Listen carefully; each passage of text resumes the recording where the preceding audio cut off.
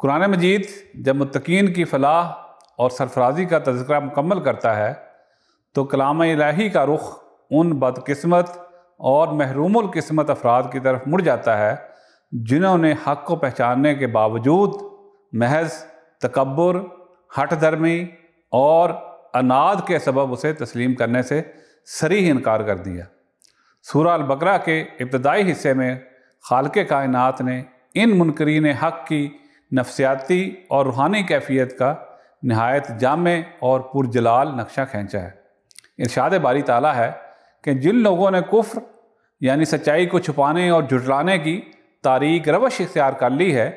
ان کے لیے اب یہ بات یکساں ہو چکی ہے کہ آپ انہیں اللہ کے عذاب سے ڈرائیں یا نہ ڈرائیں، وہ ہرگز ایمان لانے والے نہیں ہیں۔ یہ وہ بدبخت لوگ ہیں جن کی مسلسل سرکشی اور نافرمانیوں کے سبب اللہ نے ان کے دلوں اور کانوں پر مہر ثبت کر دی ہے اور ان کی آنکھوں پر غفلت کا ایسا دبیز پردہ پڑ گیا ہے کہ اب انہیں ہدایت کا نور سجائی ہی نہیں دیتا۔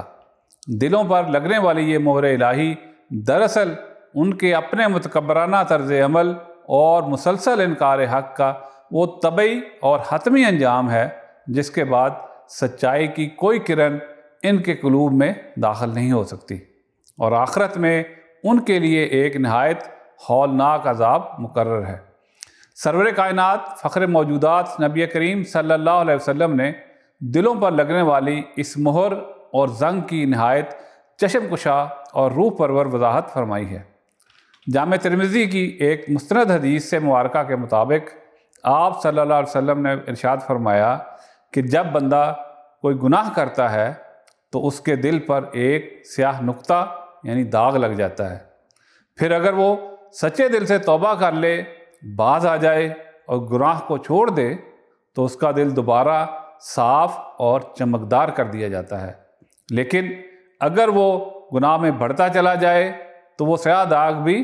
پھیلتا چلا جاتا ہے یہاں تک کہ اس کے پورے دل کو اپنی لپیٹ میں لے لیتا ہے۔ یہی وہ زنگ اور پردہ ہے جو انسان کی روحانی بصیرت کو چھین لیتا ہے اور اسے قبول حق سے مکمل طور پر محروم کر دیتا ہے۔ بلا شبہ کافروں کی یہ ہٹ درمی انسانیت کے لیے ایک بہت بڑا درس عبرت ہے کہ سچائی کو جان بوجھ کر ٹھکرانا اور اللہ کی نشانیوں کا مذاق اڑانا انسان کو کس قدر اندھیروں میں دھکیل دیتا ہے جہاں سے واپسی کا کوئی راستہ باقی نہیں بچتا۔ اے خالق کائنات، ہمارے دلوں کو حق اور سچائی کو قبول کرنے کے لیے ہمیشہ کشادہ رکھ، ہمیں تکبر اور ہٹ دھرمی جیسی روحانی بیماریوں سے محفوظ فرما، ہمارے قلوب اور سماعتوں پر غفلت کی مہر لگنے سے ہمیں اپنی خاص پناہ میں رکھ،